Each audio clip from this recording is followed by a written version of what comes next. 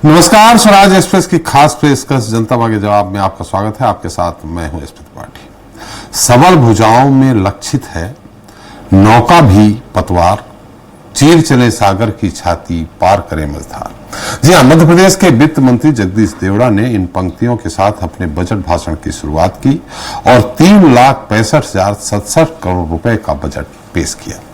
Budget के इस मौसम में प्रदेश के हर वर्ग को भी सरकार से काफी उम्मीदें थी। किसानों, कामगारों और कारोबारियों की भी अपनी अपनी उम्मीदें थी। लोगों को उम्मीद थी शिक्षा और स्वास्थ्य जगत में सरकार से मिलने वाली ज्यादा से ज्यादा सुविधाओं की। ऐसे ही प्रदेशवासी आवागमन को सुगम बनाने के लिए सड़कों के जाल बिछाए जाने की भी अपेक्षाएं सजोए हुए थे। लेकिन क्या मोहन सरकार के पहले पूर्ण बजट से मध्य प्रदेश की जनता की उम्मीदों का दीपक जला या फिर निराशा का अंधेरा छाया? इस पर हम चर्चा करेंगे, मगर इससे पहले बात करेंगे छत्तीसगढ़ में उद्योगों के निवेश और रोजगार को बढ़ावा देने के लिए लॉन्च किए गए सिंगल विंडो सिस्टम 2.0 की, जिसे लेकर सरकार और उसके नुमाइंदे पूरी तरह से आश्वस्त हैं कि सिंगल विंडो सिस्टम लागू होने से प्रदेश में उद्योग लगने की रफ्तार बढ़ेगी, जिससे न केवल प्रदेश की आर्थिक स्थिति सुदृढ़ होगी बल्कि युवाओं के रोजगार के साधन भी बढ़ेंगे। मगर विपक्ष इसे महज साय सरकार का एक सुगुफा करार दे रही है।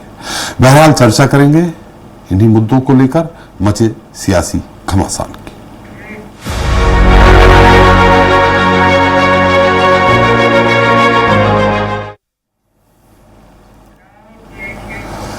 तो छत्तीसगढ़ की बीजेपी सरकार ने नए उद्योगों में निवेश और रोजगार को बढ़ावा देने के लिए सिंगल विंडो सिस्टम 2.0 लॉन्च किया है। सरकार का दावा है कि इससे नए उद्योगों की स्थापना और रोजगार के अवसर बढ़ने के साथ ही प्रदेश के विकास को नई रफ्तार मिलेगी। तो वहीं दूसरी तरफ विपक्ष सरकार पर सिर्फ नाम बदलकर श्रेय लेने की राजनीति करने का आरोप लगा रहा है।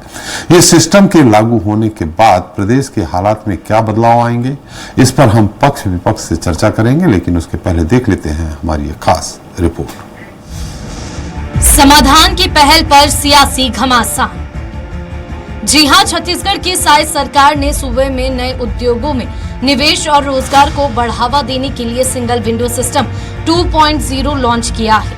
सरकार का दावा है कि इससे नए उद्योगों की स्थापना के साथ ही रोजगार के अवसर बढ़ेंगे। इस पोर्टल पर एक बार आवेदन से ही सभी विभागों का क्लियरेंस मिलेगा और बार बार किसी भी कार्यालय का चक्कर नहीं काटने पड़ेंगे। इस पोर्टल में 16 से अधिक विभागों की 100 से अधिक सुविधा उपलब्ध रहेगी। आवेदक को एक बार ही लॉगिन करना होगा और दोबारा आवेदन करने की जरूरत नहीं होगी। वहीं ई चालान के माध्यम से पेमेंट की सुविधा भी मिलेगी। इसके अलावा किसी भी उद्योग को लगाने से पहले किन किन विभागों से अनुमति की जरूरत होगी, ये जानकारी भी इस पोर्टल में मौजूद रहेगी। सारी फॉर्मेलिटीज पूरा हो जाए, समयबद्ध तरीके से उनके जो अनुमति से संबंधित सारे दस्तावेज तैयार हो जाए, कम समय में ये सुनिश्चित करने के लिए सरकार ने सिंगल विंडो सिस्टम तैयार किया है। निवेश आएगा, उद्योग लगेगा, रोजगार बढ़ेगा और प्रदेश का विकास भी इससे होने वाला है।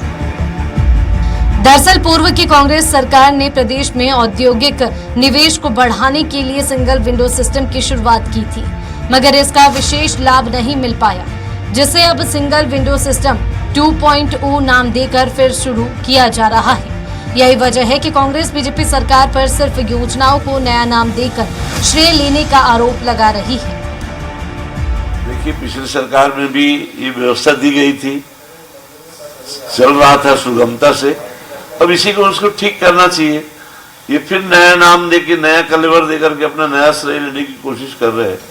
ये तो पिछली सरकार ने भी किया था, उसी को और ठीक करना चाहिए। उनको कहाँ गड़बड़ी है, कहाँ कमी रह गई, उसको ठीक करना चाहिए। एक तरफ बीजेपी सरकार का दावा है कि इस सिस्टम से निवेश और रोजगार के अवसर बढ़ने के साथ ही प्रदेश के विकास को भी नई रफ्तार मिलेगी, तो दूसरी तरफ विपक्ष नए सिस्टम को शुरू करने की बजाय पुरानी व्यवस्था की कमियां दुरुस्त करने की सलाह दे रही है। अब ऐसा देखना दिलचस्प होगा कि सरकार का ये नया सिस्टम छत्तीसगढ़ के विकास के लिए कितना कारगर साबित होता है। स्वराज एक्सप्रेस के लिए रायपुर से दिलीप साहू की रिपोर्ट। तो इस मुद्दे पर चर्चा करने के हमारे साथ मौजूद हैं खास मेहमान राजीव चक्रवर्ती जी हैं, बीजेपी प्रवक्ता हैं, धनंजय सिंह ठाकुर कांग्रेस प्रवक्ता हैं, कौशल स्वर्णवेर जी हैं, वरिष्ठ पत्रकार छत्तीसगढ़ से ही हैं, और जय त्रिपाठी स्टेट हेड है हमारे।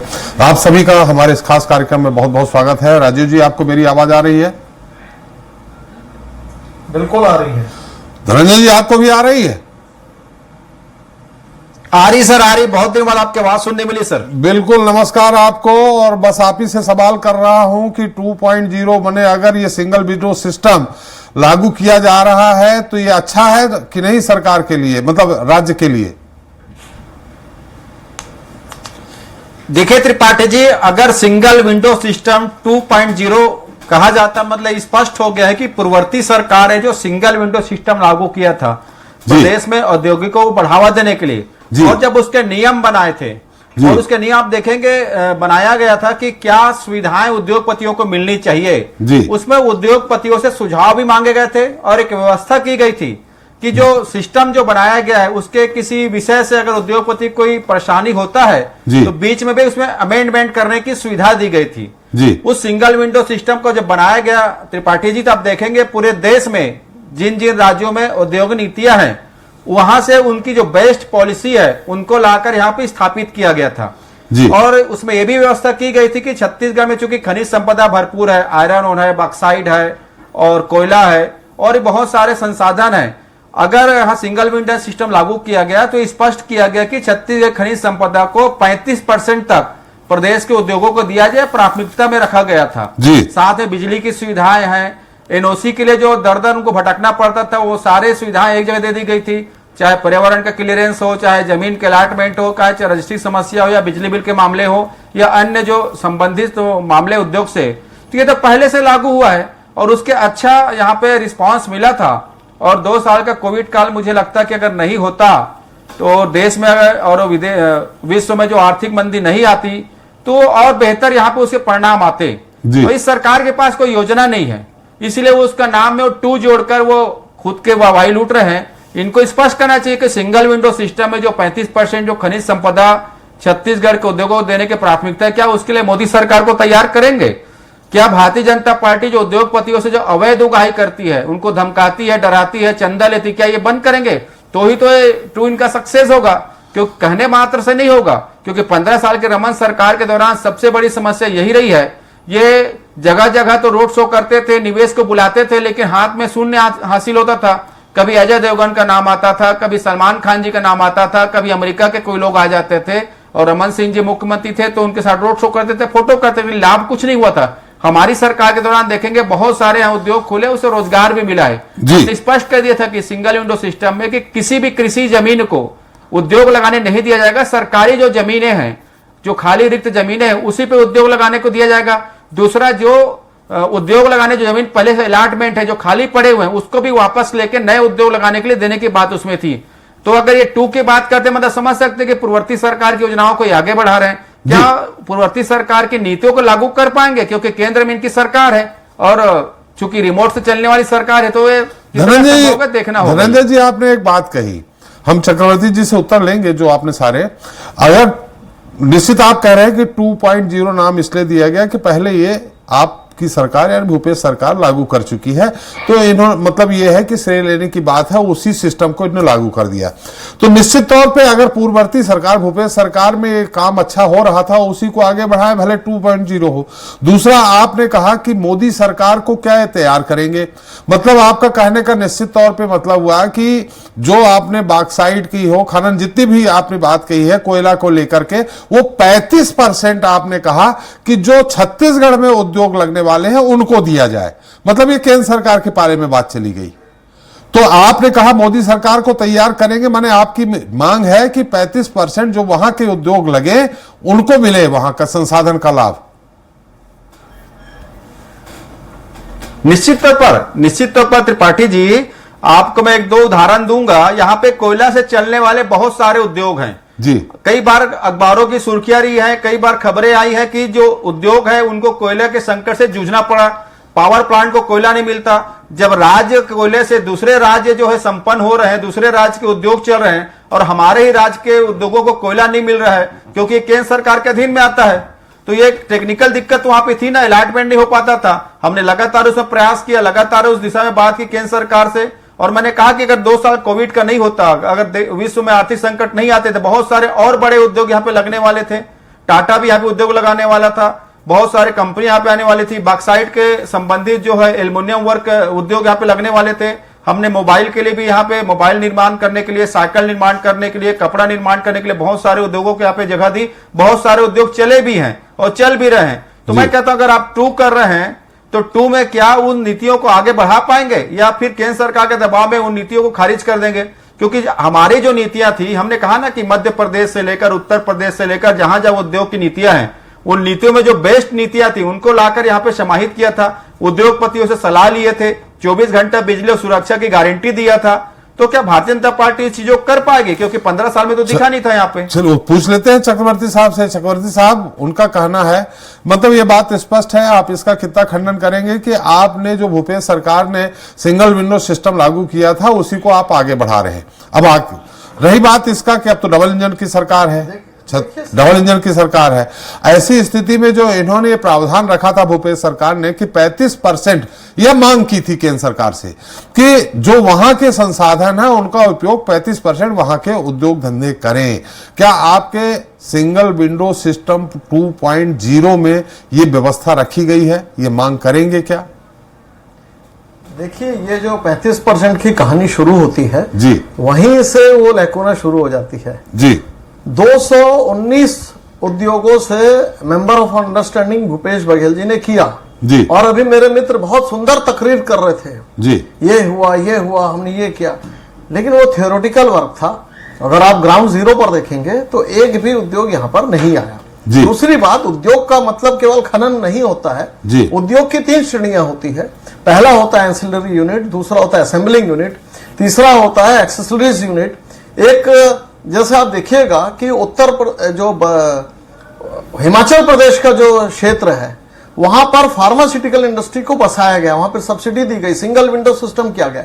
अगर आप देखेंगे एक समय मुंबई और जो गुजरात हुआ करते थे दवा उद्योग के लिए, आज वो जाना जाता है हिमाचल प्रदेश में। एक नायाब उदाहरण है।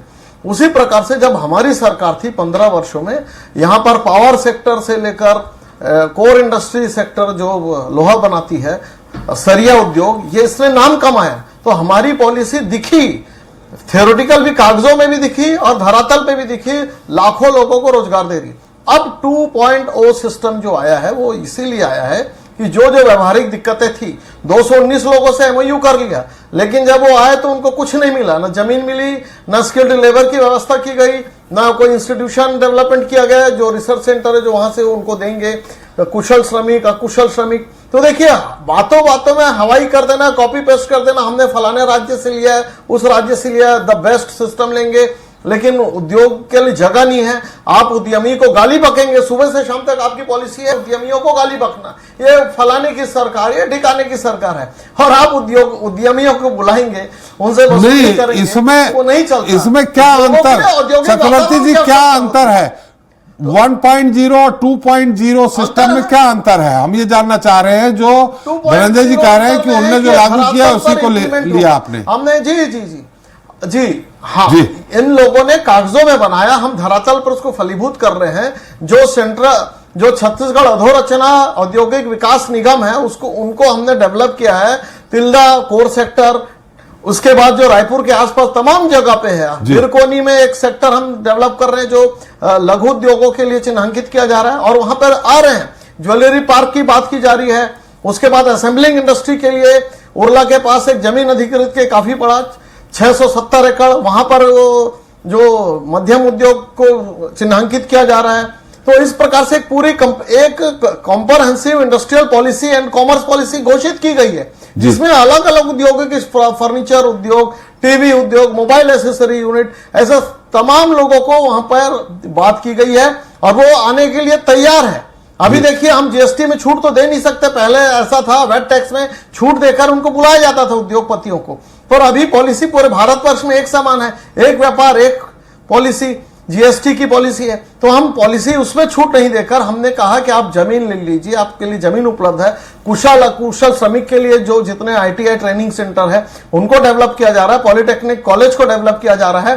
तो जो सामंजस्य होना चाहिए एक अच्छे उद्योग के लिए, व्यापार वसते लक्ष्मी अस्तोकतः, जहां पर व्यापार होता है वह लक्ष्मी आती है। तो हमने उस चीज का पूरा ध्यान रखा है और आने वाले समय में आपको एक अच्छा उदाहरण दिखेगा कि छत्तीसगढ़ एक अच्छा औद्योगिक क्षेत्र भी है।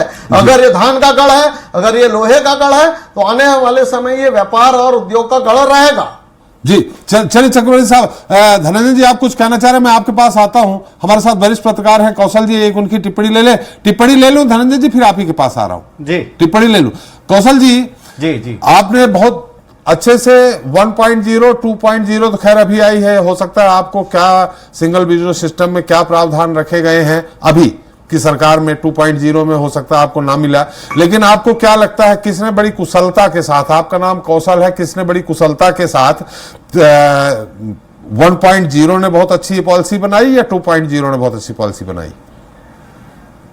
त्रिपाठी जी, जैसे आपने मेरे नाम से शुरुआत की तो मुझे ऐसा लगता है कि नाम बड़ा या काम जी, पहले पढ़ते रहे हैं जी, तो 1.0 हो या 2.0 हो, जी, बात किस चीज की होनी चाहिए? बात इंडस्ट्री लगने की होनी चाहिए, बात रोजगार की होनी चाहिए। बिल्कुल। और जहां तक आपने 1.0 और 2.0 की बात की तो मुझे ऐसा लगता है कि 2.0 में किस किस सेक्टर में शायद सरकार प्राथमिकता देने जा रही है, ये अभी ओपन नहीं हुआ है। क्योंकि आप देखेंगे छत्तीसगढ़ बने लगभग 24 साल होने वाले हैं और अभी तक आईटी इंडस्ट्री को लेकर, आईटी हब को लेकर कई बार बातें हुई। रमन सिंह जब मुख्यमंत्री थे उस समय से कहा जाता था कि हम यहाँ पर आईटी सेक्टर में उद्योग लगाएंगे, लेकिन आज तक वो नहीं लग पाया है। तो ऐसी कई सारी, पिछले बार आप देखेंगे एथेनॉल को लेकर कई सारे एमओयू में जब भूपेश बघेल की सरकार थी, तो जो कोर सेक्टर है जिसमें सबसे ज्यादा रोजगार की ऊपर, जिसमें आपके जो संसाधन है उनका उपयोग किया जा सकता है, तो इस तरह की जो चीजें हैं, ऐसे सेक्टर के उद्योगों को जब तक आप धरातल पर नहीं उतारेंगे, जब तक उनसे रोजगार जनरेट नहीं करेंगे, तो मुझे लगता है कि ना तो 1.0 को आप सक्सेस मानेंगे ना 2.0 को। क्योंकि आप देखेंगे जब तक छत्तीसगढ़ में आप बोल जरूर है कि सिंगल विंडो सिस्टम, लेकिन जब उद्योगपति के जो लोग आवेदन करने जाते हैं तो उनको बिजली चाहिए, पानी चाहिए, जमीन चाहिए, सड़क चाहिए, नाली चाहिए, हर इंफ्रास्ट्रक्चर डेवलपमेंट चाहिए। कहना बड़ा आसान होता है कि सिंगल विंडो सिस्टम मतलब एक जगह आप कागज देंगे तो आपका सब काम हो जाएगा, लेकिन होता वही है जो अभी तक पुरातन जो संस्कृति है जो चल रही है, जो हमको उद्योगों लगाने के लिए जितनी एमओयू हुए हैं उन सबको हर चीज से एनओसी चाहिए। तो कहना बड़ा आसान है, लेकिन जब इंडस्ट्री ये अभी तक जो नहीं लगने के पीछे सबसे बड़ी वजह यही कि आप देखेंगे जहाँ पर जन सुनवाई होती है जमीन के लिए, वहां पर काफी विरोध होता है। ग्राम सभा की बातों को वहां पर नहीं माना जाता है। पानी जहाँ पर जो सिंचाई के लिए उपलब्ध है उद्योगों को दिया जाए, तो बहुत सारी दिक्कतें आती है। तो मुझे ऐसा लगता है कि यदि आप 2.0 लाए हैं, काफी अच्छी बात है, छत्तीसगढ़ में इंडस्ट्री आना चाहिए, क्योंकि जब इंडस्ट्री आएगा तो डेवलपमेंट होगा तो रोजगार भी जनरेट होगा। तो जिस तरह की स्थिति अभी, क्योंकि सिर्फ अब हवाई बात करने से कुछ नहीं होगा, क्योंकि लगभग 24 साल हो गए हैं, छत्तीसगढ़ में एक ऐसा इंडस्ट्री दिखना चाहिए जिसको देख के लगे छत्तीसगढ़ में भी कुछ हो रहा है। क्योंकि आप देखेंगे सिर्फ एमओयू होते हैं, निवेश के बारे में बताया जाता है, कितने रोजगार मिलेंगे कहा जाता है, लेकिन आप धरातल पर जाएंगे तो वो सारी चीजें नहीं दिखती है जो कागजों में दिखती है। तो जो भी शायद सरकार ने निश्चित तौर पर काफी बढ़िया यदि 2.0 बनाया है, उसके कोर सेक्टर क्या क्या होंगे, किन किन चीजों में प्राथमिकता दीजिए, कौन कौन से ऐसे उद्योग हैं जिनको आने पर यहाँ पर आसानी से आप उनको रोजगार जनरेट कर सकते हैं, उनको सारी सुविधाएं उपलब्ध करा सकते हैं। तो ऐसी सब चीजें जब तक नहीं होंगी, मुझे ऐसा लगता है कि आपके उद्योग के 2.0 का कोई मतलब नहीं है। कौशल जी, आपने एक चीज कही, बहुत अच्छी बात कही, एथेनॉल की बात कही गई। उस समय एथेनॉल के बनाने के लिए लेकर जेड्रोफा को उगाने के लिए उसको खूब प्रोत्साहन दिया गया था, शायद सब्सिडी भी दी थी सरकार ने। उसकी क्या स्थिति है अभी? क्या पूरी योजना ढेर हो गई क्या? बहुत ज्यादा उस समय जब रमन सरकार में मैंने पढ़ा भी था, सुना भी था, देखा भी था कि जेट्रोफा के लगाने के लिए खूब सारे किसानों को प्रोत्साहित किया गया था। जगह जगह हो सकता है उन्होंने एथेनॉल को लेकर के उन्होंने अपनी गाड़ी में उसको भर के मंत्रालय तक भी पहुंचे थे। देखिए, निश्चित तौर पर जो आपने कहा कि बायोफ्यूल बनाने की बात की, रमन की गाड़ी भी चली थी, उसके बाद उसको लेकर कुछ जगहों पे कुछ एरोप्लेन चलाने की बात कही, लेकिन आप देखेंगे जितने वो पौधे लगाए गए थे उनके बीज खाकर कई सारे बच्चे बीमार पड़ गए। तो कहीं मुझे ऐसा लगता है कि आप जब तक कॉन्सेप्ट क्लियर नहीं होगे कि हमको करना क्या है, आप पेड़ उगा दिए। आप देखेंगे अभी भी छत्तीसगढ़ के हर गाँव के जंगलों में वो पेड़ मौजूद है जहाँ बड़े बड़े उसके बीज होते हैं और उसको खाने से बच्चे बीमार पड़ते हैं। तो वो पौधे अभी जंगल में विस्तार हो चुके हैं, काफी बढ़ चुके हैं, लेकिन उनका उपयोग नहीं हो पा रहा है। तो मेरा यही कहना है कि यदि आप किसी उद्योग की प्लानिंग करते हैं तो उसका मैकेनिज्म क्या होगा, उसका दोहन कैसे करेंगे, उनको किस इंडस्ट्री में आप खपाएंगे। यदि एथेनॉल बनाने की पिछली बार सरकार ने बात की थी तो धान से एथेनॉल बनाने की बात कही थी, उसके अलावा और दूसरी चीजें उनसे भी एथेनॉल बनाने की बात की थी। उसको एमओयू भी है, कुछ जगहों पे काम भी चल रहा है, लेकिन वो कंपनी अभी तक शुरू नहीं हो पाई है। और आप देखेंगे जो स्थिति थी, कुछ प्लांट थे लगभग कंप्लीशन की स्थिति में, लेकिन वर्तमान सरकार क्या एथेनॉल उद्योग को बढ़ावा देगी, ये सबसे बड़ा सवाल, ये निशान है। और जिन लोगों ने उस समय एमओयू किया था, क्या उनको वर्तमान की जो राज्य सरकार है वो उस सेक्टर में जो भूपेश सरकार ने जो छूट प्रदान की थी उसको आगे लेकर जाएंगे, क्योंकि कहीं न कहीं उनका इन्वेस्टमेंट हो चुका है, उन्होंने काफी बड़ा इंस्टॉलेशन कर चुका है, लेकिन प्रोडक्शन अभी होना बाकी है। मुझे ऐसा लगता है कि इस दिशा में शायद सरकार को सोचना चाहिए कि जो प्रोडक्शन की स्थिति में आ चुके हैं, भले ही पूर्व सरकार के क्यों न हो, यदि उससे लोगों को भला हो रहा है, रोजगार मिल रहा है और छत्तीसगढ़ के हित की बात है, तो मुझे लगता है कि ऐसे उद्योगों को भी फलने फूलने देना चाहिए और उसमें सरकार को पूरी मदद करनी चाहिए। बिल्कुल सही बात जी। धनंजय जी, आपका कहना यह है, धनंजय जी, मतलब आपने जैसा कहा कि 1.0 की नकल है 2.0, इसका लब्बे लुआब ये है, तो क्या ये माना जाए कि पुरानी बोतल में नया पेय पदार्थ डाल दिया गया? निश्चित तौर पर त्रिपाठी जी, क्योंकि इनके पास कोई प्लानिंग नहीं है, इसलिए कोई प्लानिंग नहीं कहूंगा मैं। हमने देखा है रमन सरकार के दौरान कितने सारे एमओ हुए, कोई धरातल पर नहीं उतर पाया। और जब हमारी सरकार थी, आप देखेंगे हमने केंद्र सरकार से चावल से एथेनॉल बनाने की अनुमति मांग की, वो अनुमति इनके द्वारा नहीं दिया गया।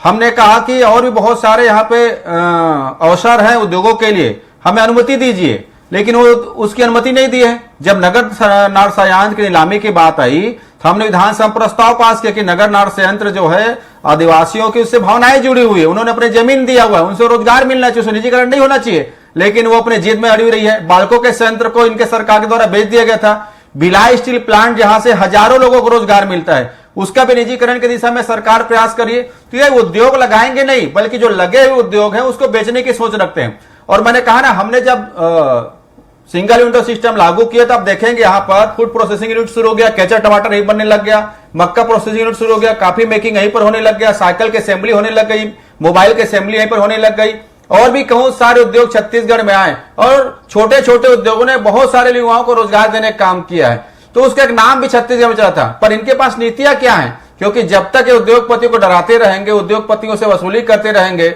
उद्योगों को बेचते रहेंगे, तो उनको सुविधाएं नहीं देंगे, क्योंकि घरों में तो लाइट पहुंचा नहीं पा रहे हैं 24 घंटा। तो ये जब घरों में लाइट नहीं दे पा रहे हैं तो उद्योग लगाने वाले उद्योगपतियों को लाइट कैसे देंगे, बिजली कैसे देंगे?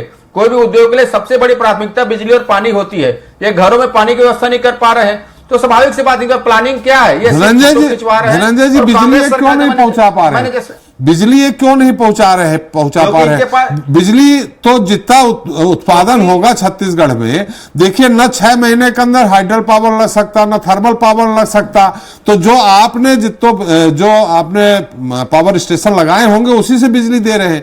तो ये तो आपके ऊपर भी बात आ रही है कि अगर बिजली नहीं है तो आपके समय उत्पादन नहीं बढ़ा। नहीं, हमारी सरकार के समय जितना बिजली का उत्पादन होता था, वो बिजली का उत्पादन उतना ही हो रहा है। लेकिन जब बिजली की कमियां होती थी, मांग बढ़ती थी, तो हमारी सरकार दूसरे राज्यों से खरीदी करके बिजली की आपूर्ति को करती रही है। और केंद्र में सदन में बताया गया कि छत्तीसगढ़ में 23 घंटा से अधिक बिजली की सप्लाई होता है। भाई, जब हमारी सरकार में उतने बिजली का उत्पादन होता था, बिजली का उत्पादन उतना ही हो रहा था, आप दूसरे राज्य से बिजली खरीद के क्यों आपूर्ति नहीं करते हैं? दूसरी बात, मैंने कहा पावर प्लांट यहाँ पे बंद पड़े हुए, पूरे देश में 150 पावर प्लांट बंद हुए हैं त्रिपाठी जी, क्योंकि केंद्र सरकार की नीति है कि जो विदेश के जो कोयला है, जो 15,000 रुपए टन से अधिक महंगा है, जिसे पावर प्लांट चलता है, उससे कहते हैं कि आप पावर चलाइए। जब पावर प्लांट लगाने वाले कहते हैं कि हमको पावर बनाने भी महंगा पड़ रहा है, तो हम सस्ते दर पर कैसे देंगे? राज्य का कोयला को उनको उपयोग करने नहीं दिया जाता है। मैंने कहा ना, आयरन इंडस्ट्री जो है छत्तीसगढ़ में, वो कोयला के संकट से जूझ रहा है।